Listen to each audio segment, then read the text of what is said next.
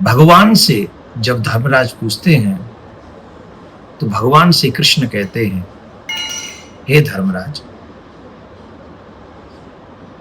बहुत ही सुंदर श्रावण मास के कृष्ण पक्ष की जो एकादशी है उसका नाम कामिका एकादशी, प्रत्येक मनोकामनाओं को पूर्ण करने वाली। इसका ऐसा महात्म्य है, जो मनुष्य जो कामना के साथ इस व्रत को करता है उसकी वो मनोकामना पूरी होती है। एक व्यक्ति था जिसने क्रोध में आकर एक ब्राह्मण की हत्या कर दी थी। जब वो उसका अंतिम संस्कार करने जा रहा था तो ब्राह्मणों ने कहा कि तुम इसका अंतिम संस्कार नहीं कर सकते क्योंकि तुमको ब्रह्म हत्या लग चुकी है, इसलिए तुम इसको छू नहीं सकते। अब ब्राह्मणों ने उसके घर में से जल ग्रहण करना, भोजन करना सब बंद कर दिया क्योंकि ब्रह्म हत्या लग गई थी। वो अपने ही समाज में इतना अनादरित हो चुका था, अपमानित हो चुका था, इससे बड़ा दुखी हुआ। फिर एक दिन उसे एक संत का दर्शन हुआ और संत से अपना दुख जब रोया तो उन्होंने कहा कि श्रावण मास की शुक्ल पक्ष की एकादशी का व्रत करो, इस व्रत से तुम्हारे सारे कष्ट दूर हो जाएंगे। ऋषियों जैसे संत ने कहा था उसके कथन अनुसार ही उसने वो व्रत किया और व्रत करने के बाद स्वप्न में भगवान का दर्शन हुआ और उस स्वप्न में भगवान ने कहा कि अब तुम ब्रह्म हत्या से मुक्त हो गए हो, अब तो हमारे धाम में आओ। तो ये बहुत सुंदर व्रत है, हमें कामिका एकादशी का व्रत करना चाहिए जो कि 9 अगस्त को होगा और 10 अगस्त को इसका पारायण हम लोग करेंगे। और पारायण का समय जो होगा अपने अपने सूर्योदय के हिसाब से आप लोग अपनी देश अपनी कंट्री में देख लें।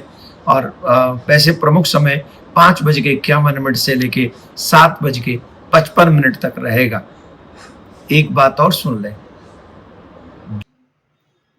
जो फल काशी, नैमिषारण्य, पुष्कर में स्नान से मिलता है उससे भी ज्यादा फल भगवान विष्णु की पूजा करने से प्राप्त हो जाता है। प्रातः काल उठे, स्नान करें, संकल्प करें, ब्रह्मचर्य का पालन करें, सत्य बोले, अहिंसा वादी बने रहे, हिंसा न करें और कोई उल्टी सीधी शब्द भी मुख से न निकले। भगवान का पूजन हो, तुलसी दल अवश्य अर्पण करें। ऐसा व्रत करें, रात्रि में जागरण करें। प्रिया कांजू आपकी प्रत्येक मनोकामना पूर्ण करेंगे। राधे राधे। कामिका एकादशी की रात्रि में तुलसी के आगे दीपक अवश्य जलाना चाहिए। उस दिन दीपक दान का बहुत बहुत बहुत बड़ा महात्म्य है। चित्रगुप्त भी अपनी वाणी से उसका वर्णन नहीं कर सकते हैं। जो मनुष्य एकादशी की रात्रि को भगवान के मंदिर में दीप दान करते हैं उनके पितर स्वर्ग लोक में अमृत पान करते हैं तथा जो घी या तेल का दीपक जलाते हैं वे 100 करोड़ दीपकों से प्रकाशित होकर सूर्य लोक में जाते हैं। तो मेरा निवेदन है 3 दिए घी के, देसी गाय के घी के दिए 3 जरूर जलाएं। एक दीपक भगवान के मंदिर में, एक दीपक तुलसी के आगे और एक दीपक अपनी रसोई में अपने पितरों के नाम से जलाएं। तीनों के आपके लिए कल्याणकारी होंगे और ये आपके पितरों को भी प्रसन्न करने वाले होंगे। राधे राधे। एकादशी का भगवान को मनाने के लिए सबसे प्यारा व्रत है एकादशी का। अगर चाहते हो भगवान माने, प्रसन्न हो जाए तो एकादशी का व्रत जरूर रखा करो। बोलो राधे राधे। लेकिन उसके बदले में उनसे कुछ मांगना नहीं है। एकादशी के व्रत के बदले में कुछ मांगना नहीं है। कई लोग हमसे कहते हैं महाराज सुहागिन दोनों व्रत नहीं रख सकती। कोई कहते हैं कन्या नहीं एकादशी का व्रत रख सकती। हम अगर अपनी भावना से कहें तो जिन जिन को ठाकुर जी को मनाने का मन हो, बच्चा हो, बूढ़ा हो, जवान हो, सबको एकादशी का व्रत रखना चाहिए। जो जो भगवान को मनाना चाहते हैं, जो भगवान को मनाना चाहते हैं। जैसे हम लोग कई व्रत ऐसे हैं, करवा चौथ का व्रत पति की उम्र बढ़ाता है ना। और बच्चे के लिए वो एक व्रत है ना, बेटे के लिए जो माएँ रखती हैं अघोई व्रत रहती ना, बेटे के लिए रहती। वैसे ही नारायण को मनाने का सबसे सुंदर व्रत है एकादशी का व्रत। राम कृष्ण हरि तीनों ही एक ही हैं, 500 नहीं है, पर तीनों ही उससे प्रसन्न होते हैं एकादशी के व्रत से। तो इसलिए व्रत रखना चाहिए। राजा अम्बरीश एकादशी का व्रत रखते हैं। एक दिन एकादशी का व्रत रखे हुए थे, तो दूसरे दिन द्वादशी प्रारंभ हो गई थी और द्वादशी में पारायण कर रहे थे। उसी समय दुर्वासा ऋषि आ गए और दुर्वासा ऋषि को इन्होंने अपना अतिथि बनाया। आप पधारें, भोजन करें। ठीक है, अब ये चले गए जमुना स्नान करने। अब जमुना स्नान करने गए तो संत रमता जोगी बहता पानी, इनको कौन कहे कि आओ, गए, आगे लग गया आनंद। अब जो तिथि थी वो क्षीण होने, मतलब बहुत कम समय के लिए बची थी। त्रयोदशी लगने वाली थी, द्वादशी पूर्ण होने वाली थी। अब पारायण द्वादशी में ही करना है। क्या करें महाराज? ब्राह्मणों को बुलाया, आचार्यों को बुलाओ, महाराज बताओ। महाराज तो आए नहीं, अब अतिथि को। और एक बात ध्यान से सुन लें, हेलो एवरीवन, द्वार पर अगर कोई घर पे कोई अतिथि आया है, उस अतिथि को भोजन कराने से पहले अगर आपने भोजन कर लिया तो ये महापाप है।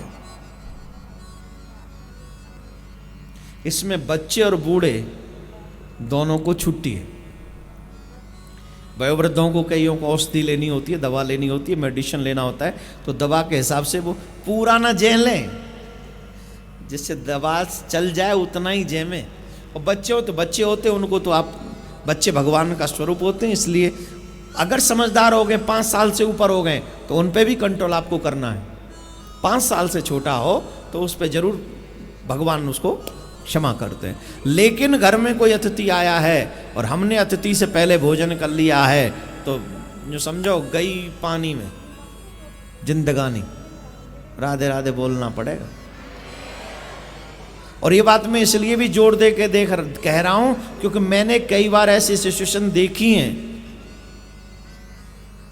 किसी ने हमको घर पे बुलाया, हम गए, तो वहाँ थोड़े तो छोटे 10-12 साल के बच्चे भी थे, कुछ बुजुर्ग भी थे। तो भैया आओ, आप लोग भी, हम शुरू कर रहे हैं, आप भी करो। हमने तो सोचा अतिथि देवो भव वाली कंडीशन होगी, मैंने हम शुरू कर रहे हैं, भैया तुम भी लगाओ अपनी अपनी थाली। बोले महाराज आप पाओ, हम तो पा चुके हैं जी। बोले हम तो पा चुके, अब आप पाओ। मैंने पा चुके मतलब? बोले हम लोगों ने भोजन कर लिया। बाहर करके आए थे कहीं?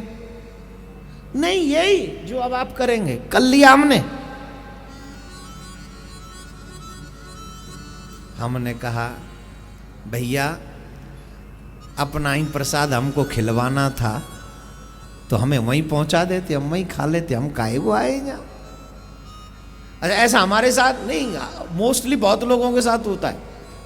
इसीलिए मुझे बार बार बोलना पड़ता है, अतिथि का सत्कार करना सीखो। अतिथि कोई भी हो, वो भगवान का ही स्वरूप है। आप भगवान को भोग पहले लगाओगे, उसके बाद ही आप भोजन करोगे। अम्बरीश राजा की इस कथा से भी ये बात जो सिद्ध होती है। बोले महाराज अब क्या करें, त्रयोदशी लग जाएगी। बोले महाराज एक काम करो, भगवान के चरण के चरणोदक से आप पारायण कर लो, और महाराज जब आ जाए तो भोजन करा के भोजन कर लेना। बोले ठीक है। अब देखो संयोग, ठाकुर जी को लीला करनी होती है तो यूँ करते हैं ठाकुर जी लीला। इनका तो चरणामृत लेना हुआ और दुर्वासा ऋषि का वहां पहुंचना हुआ। और दुर्वासा ऋषि बोले ये क्या किया तूने? मेरे जैसे तपस्वी को अतिथि बनाकर, और मैंने तेरा आतिथ्य स्वीकार किया, उसके बाद भी मुझसे पहले तूने पारायण कर लिया। अरे तूने तो बहुत बड़ा अपराध कर दिया। जटा उखाड़ी और कृत्या नाम की राक्षसी उत्पन्न कर दी और कहा इस अम्बरीश का वध कर दे, इसने मेरा अपमान किया है।